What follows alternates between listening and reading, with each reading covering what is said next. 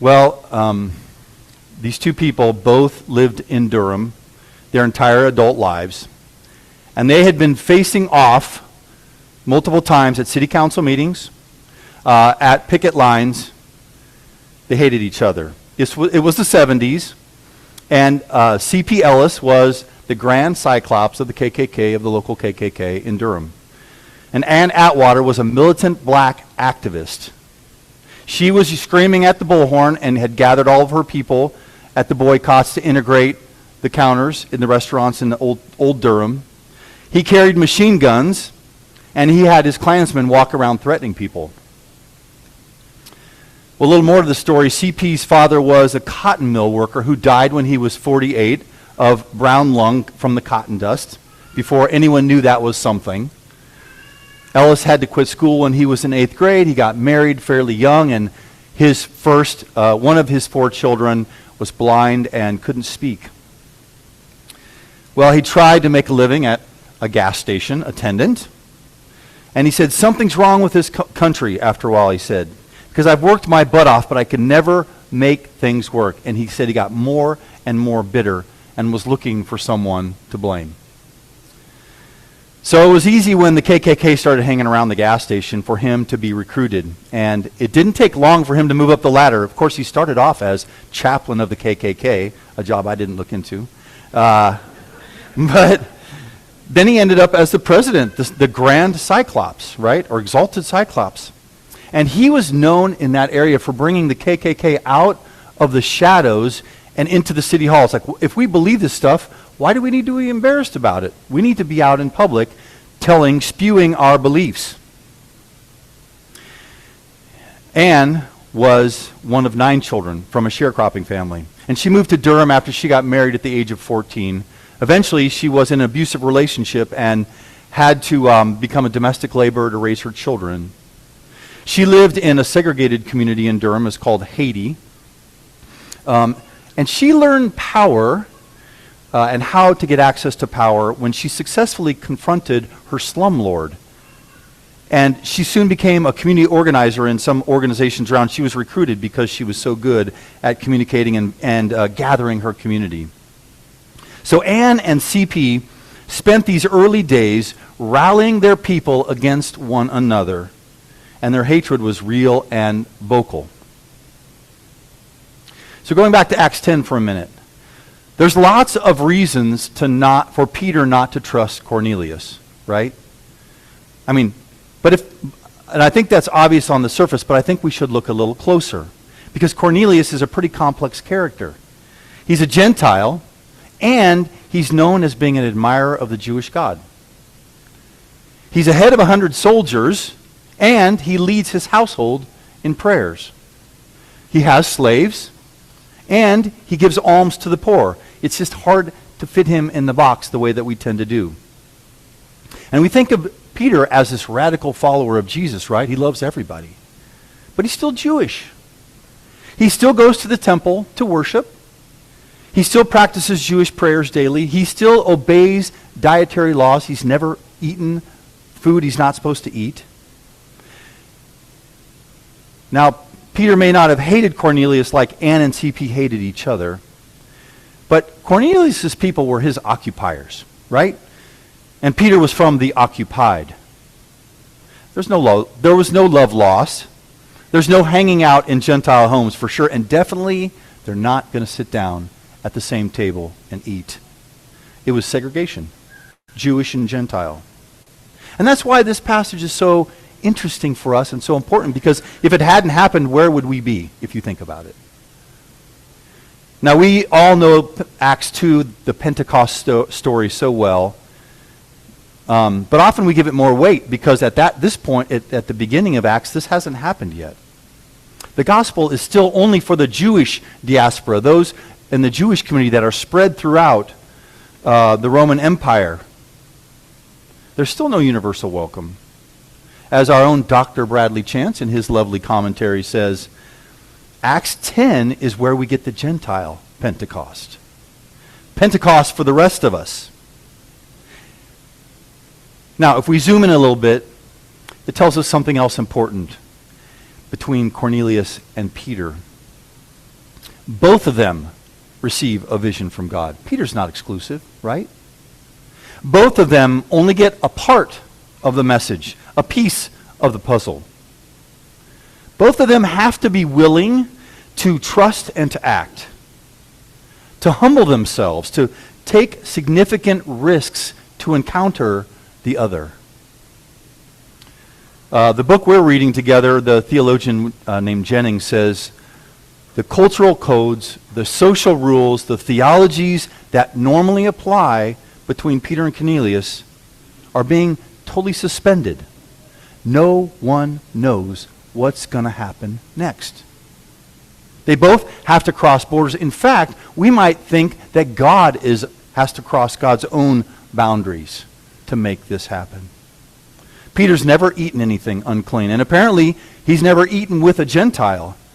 I mean, imagine that. It would not only upset his stomach probably a lot, but it had to be a kind of an identity-shaking experience. It would take probably a lot more than a dream for me to want to make that kind of step. So I appreciate that he's willing to say he was puzzled, he was confused, unable to move until he got the facts right. Peter is willing to try, and so he goes. I'm really not like that. I want to usually have the best. I want to strategize. How is this going to impact me? How is this going to impact the message that I want to say? It's a very common community organizing approach, right? We think too hard sometimes about the message this is sending, and we're not always willing to just step. But Peter is willing to try, and by the end, he offers that powerful statement that we heard at the end. God doesn't play favorites. God's not a respecter of person or status. In the end, God desires us all. God desires all of us. We have a little Roar book group going too in the church. And we had an interesting discussion last time, some of you will remember. Can we find common ground with white nationalists was the question that emerged as we were back and forthing it. Roar seems to think that we over-identify with our side. And when we do that, it really makes it hard to see the good in the other person who's not on our side. It's really easy to fall into that trap of either or thinking, and we kind of get focused on winning. We get focused on needing to be right, and instead of, what would it be like to be in right relationship, the kind of relationships I value and show respect for people. Well, the hatred came to a head for C.P. Ellis and Ann Atwater in an unusual way. So the Supreme Court had ruled that in 1954 that schools needed to be desegregated, right? Well, this is 1971, and the Durham public schools were still segregated, and the federal court said, you got to change. It's got to happen now. And so the AFL-CIO put up a bunch of money, and they hired a black organizer named Bill Riddick to bring together people from all parties to talk about how that might happen. What might desegregating the Durham public schools look like? And they'd use this interesting process called Sherrits. I'd never heard of this before, but it was a process that would go on for like 2 solid weeks, 4 to 6 hours a day. Anyone who wanted to join in different public spaces, they would have these ongoing community conversations. And the goal of this was interesting. It's not to keep people calm, but to actually allow them to tap into the raw feelings they have about the issue of segregated schools. And sometimes allow their frustrations to come out at the point of hopefully not allowing it to turn violent. And the goal was that in the midst of these conversations, people would, it was long enough, and it was almost like a marathon, to wear people down to really stop and listen to one another or hear something in the other person's story that they felt was meaningful or they could connect with. Well, it didn't quite work out that way. It was chaos the first few days. Atwater and Ellis both brought large cars of their constituents and kind of undermined the whole process. Lots of yelling, finger pointing. C.P. Ellis did this racist rant that was so bad that it made the next day's newspaper. And later, when she tells the story, Ann Atwater would confess, I had a knife in my purse and I was pulling it out because I was going to kill him for saying the N-word so many times. And my pastor was there. Stop me. Well, this process did expect some local leadership, and so Riddick had this crazy idea, really.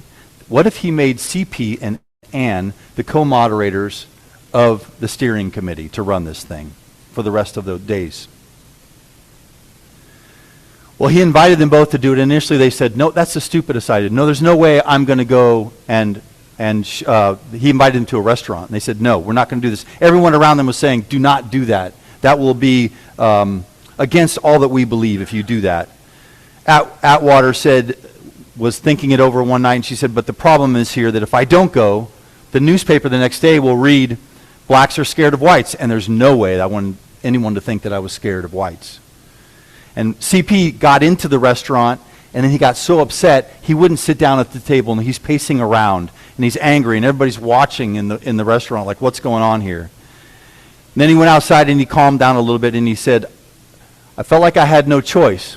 You see, if you were white and you had money, all you had to do during desegregation was send your kids to public school or private schools, right? You could afford to do that. He couldn't afford to do that, so he wanted to have a voice in what this would look like.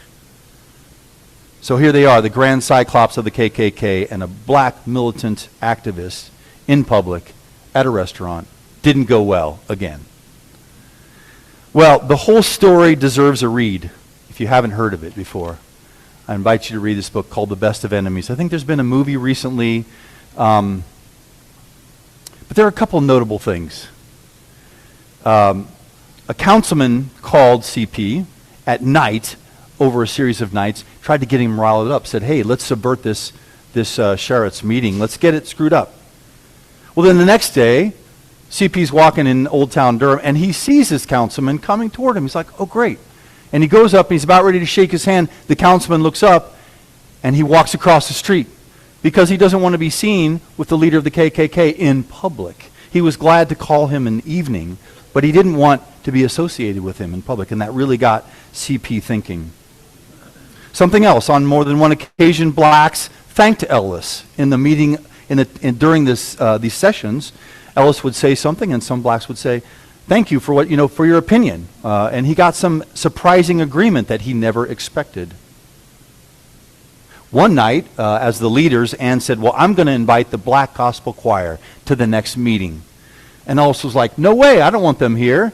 If you invite the choir, I'm going to table and bring a bunch of Klan information and brochures and history, and I'm going to table during the choir. And Ann said, okay. And not only did she say okay when some young black youth were going to destroy the table, she stopped them. At another meeting, there was a group of children from the school, from their schools, both black and white, and they both told stories about how much they were struggling to get respect and support in their public schools. They were in different schools, of course. And this was one of those moments when CP and Ann realized they really had something in common.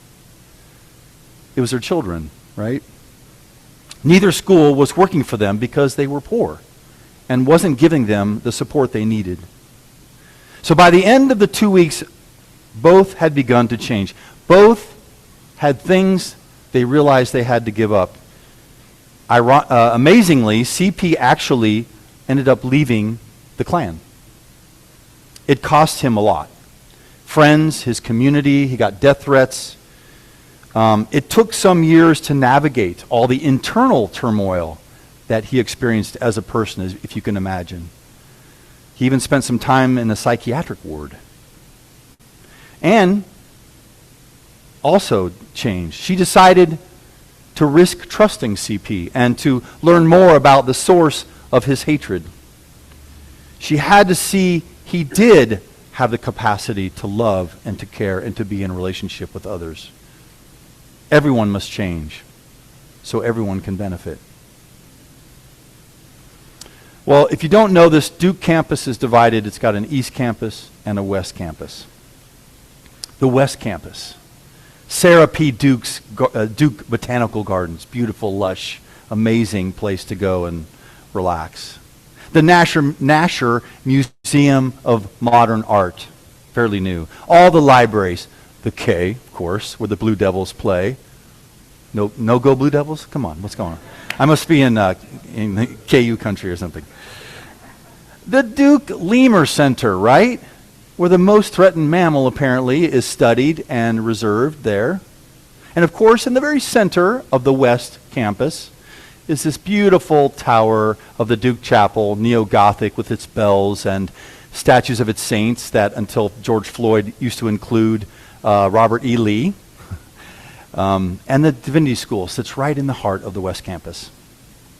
East Campus, the other side of town, across the railroad tracks, and it's where the freshmen live.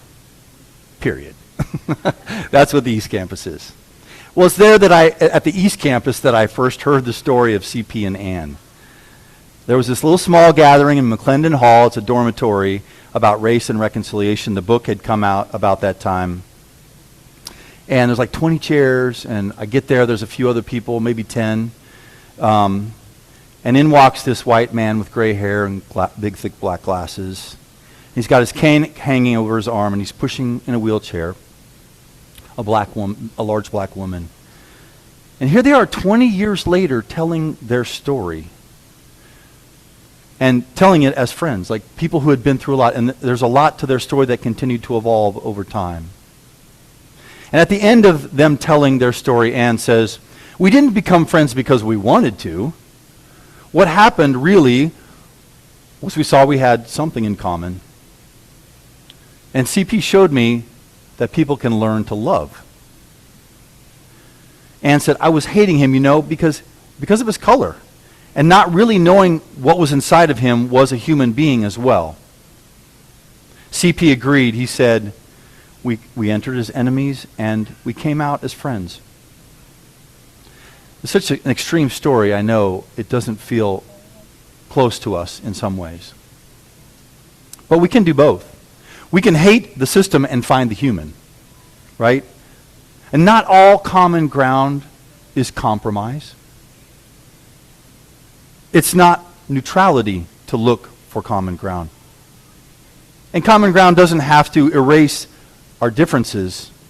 It can honor each, just as we see with Cornelius and Peter, and that conversation went on for centuries about what that's supposed to look like. But common ground can be a place where solidarity happens only if it's a place where everyone is willing to change some. Not only the white nationalists, not only the civil rights activists, but everyone in between. Because in the end, God desires us all of us, every single other, right? Amen.